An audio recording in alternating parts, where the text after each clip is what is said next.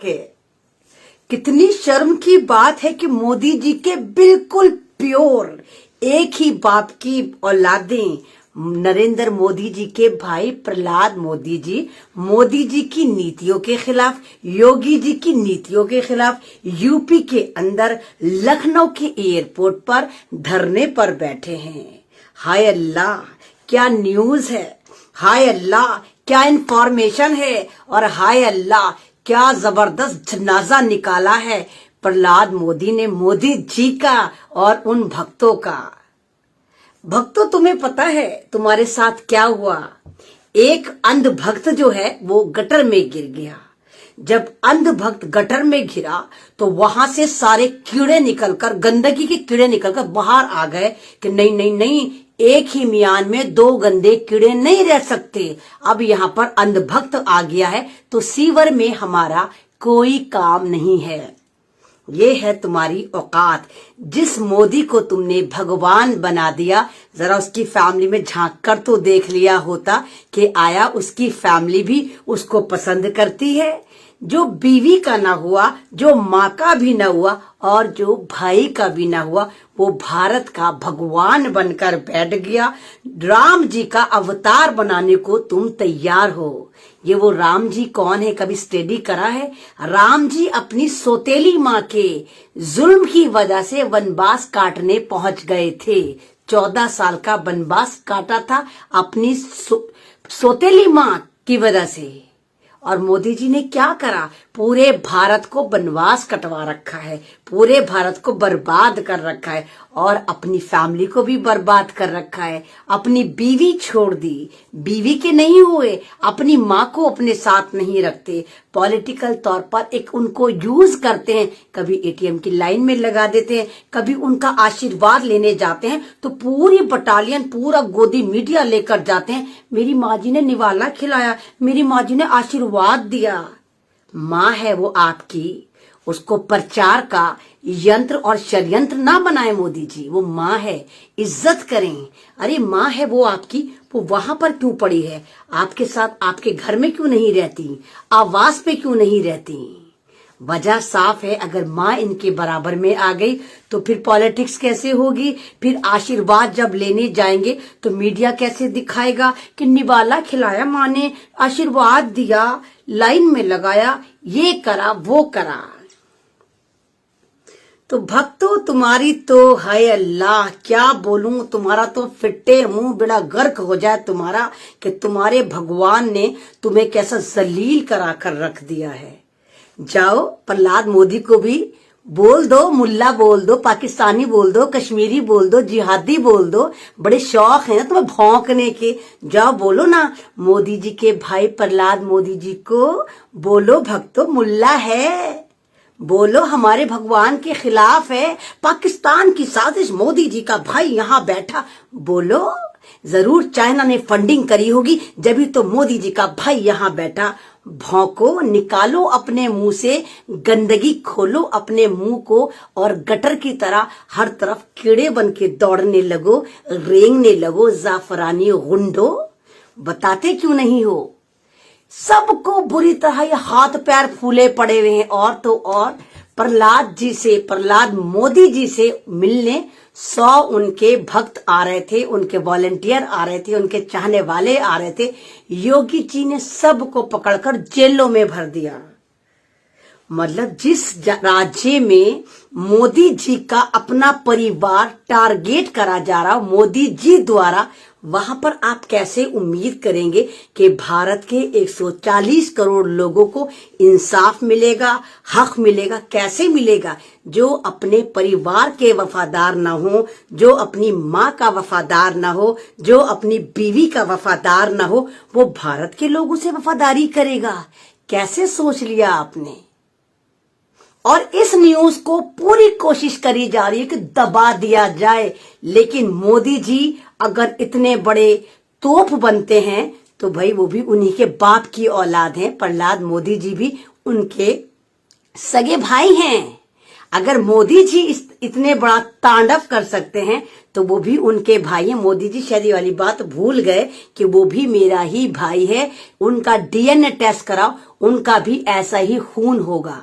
तो पूरी कोशिश करी जा रही है कि ये वाली न्यूज कहीं से कहीं तक ना निकले, लेकिन जस्ट मुझे अभी 15-20 मिनट पहले ये अपलोड करी गई है सोशल मीडिया पर, जहां प्रहलाद मोदी चिल्ला चिल्ला कर कह रहे हैं कि मैं मोदी जी को भी देख लूंगा, पीएमओ को भी देख लूंगा, योगी को भी देख लूंगा और इन सबको सुप्रीम कोर्ट में घसीटूंगा। हाय मेरे भक्तों, घसीटा मलो, क्या घसीटा है तुम्हें? तुम्हारे से अब उगले बनते न निगले बनते। किसको गाली दोगे? ना तो मोदी जी को गाली दे सकते हो, ना मोदी जी के भैया जी को गाली दे सकते हो। वैसे गाली बनती है, मोदी जी के खिलाफ बैठे हैं। बताओ भक्तों, तुम्हारे भगवान के खिलाफ प्रहलाद मोदी बैठे हैं। कुछ तो गैरत जगाओ, जाओ उन पर फतवे नाजिल करो। पाकिस्तानी बताओ, जिहादी बताओ, चाइनीज बताओ, अमेरिकन बताओ, कुछ तो बोलो, कुछ तो मुंह से फूटो। तुम्हारे भगवान के सगे भाई बैठे, हाय अल्लाह, मर जाओ गुड़ खाकर भक्तों। बेगैर तो शर्म तुमको मगर नहीं आती। देखो, इसको कहते हैं जैसी करनी वैसी भरनी, कि घर में भी फूट है, घर में भी एकजुटता नहीं है। जो बंदा अपने घर को समेट के ना रख सके, जो बंदा अपने परिवार के साथ मिलके ना रह सके, उससे आप उम्मीद करते हैं कि वो 140 करोड़ भारतीयों को यूनाइटेड करेगा?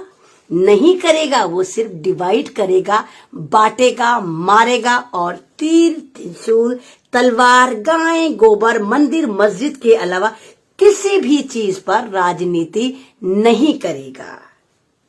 मध्य प्रदेश में भी अभी एक न्यूज सर्कुलेट हो रही है कि मध्य प्रदेश के चीफ मिनिस्टर ने कहा है कि हम तमाम मध्य प्रदेश की सरकारी इमारतों को पवित्र करने के लिए गाय मूत्र का स्प्रे करेंगे। अब से सैनिटाइज जो करा जाएगा वो गाय के मूत्र से करा जाएगा। भक्तों, जबरदस्त डिजिटल भारत। कुछ दिन बाद ये रूल ये भी निकल कर आएगा कि भक्त जब भी खाना मांगेंगे तो डिश में उनको रख कर दिया जाएगा गोबर, गोबरे शाही। भक्तों के लिए आया गोबरे शाही और मूत्र की लस्सी इनको सुबह शाम दी जाएगी, जिसकी तैयारी बीजेपी के ऑफिस में और नागपुर के हेडक्वार्टर में हो चुकी है कि भक्तों के साथ ये क्या करेंगे। क्योंकि भक्त तो खाना खाते नहीं है, अन्न खाते नहीं है, भेजे में भेजा नहीं है, गोबर भरा है, नसों में खून नहीं भरा, गाय मूत्र भरा है, जबान पे राम राम, बगल में छुरी लेकर घूमते हैं। गद्दारी इनके खून में शामिल है। वफादारी इन्होंने करी, चड्डीधारियों ने करी, लेकिन भारत के लिए नहीं करी, अमेरिका के लिए करी। तो भक्तों के मुंह पर जबरदस्त तमाचा मारा है मोदी जी के भाई प्रहलाद मोदी जी ने, जो स्ट्राइक पर बैठे हैं, धरने पर बैठे हैं लखनऊ के एयरपोर्ट में, और तमाम प्रशासन शासन नाकाम है उनको वहां से हटाने में। जबरदस्त अपडेट है और जबरदस्त इंफॉर्मेशन है और जबरदस्त ये खुशी की बात है कि देखो, जो अपने घर को ना जमा कर पाया, जो अपने घर को एकजुट ना कर पाया, वो मेरे भारत को एकजुट करेगा। एक कॉल पे बुलाएगा कि किसानों के बीच में और उनके बीच में एक कॉल का फासला है। अरे मोदी जी, घर देख लो अपना, पहले जाकर घर संभाल लो, पहले अपना घर जोड़ लो। न घरवाली बना पाए, न घरवाली बचा पाए, न माँ बचा पाए, न भाई बचा पाए, तो क्या बचाओगे तुम? क्या तुम भारत को खाक बचाओगे? नहीं बचाओगे तुम भारत को। तुम भारत को बेच डालोगे और बेच डाला। नए बजट में भी बेच डाला। किसानों का जुल्म सारी दुनिया देख रही है और इनके लेबर पेन हो रहे हैं। हरियाणा का जो ट्वीट था वो कमाल कर गया। आरएसएस के जाफरानी गुंडों के अंदर वो उबाल भर गया कि देखने लायक है। डिजिटल तवायफे अंगड़ाइयां ले रही हैं कि रिहाना कौन होती है हमारे मामले में इंटरफियर करने वाली, इसको किसानों ने पैसा दिया होगा। अब एक गोबर गंडेशो, किसान पैसा देंगे। अबे किसानों की तो इतनी भी औकात नहीं है, इतने गरीब हैं कि रिहाना के किसी शो का वो टिकट भी खरीद पाए। उसको खरीदना तो बहुत दूर की बात है कि भारत की मिडिल क्लास इतनी भी ऊपर नहीं है, इतनी भी औकात नहीं है उनकी कि रिहाना के एक कंसर्ट का, एक शो का जाके टिकट लेके लाइव उसका गाना सुन ले। नंबर 1 सिंगर मानी जाती है वो, दुनिया की टॉप कलेक्शन में उसका शुमार होता है, चौथे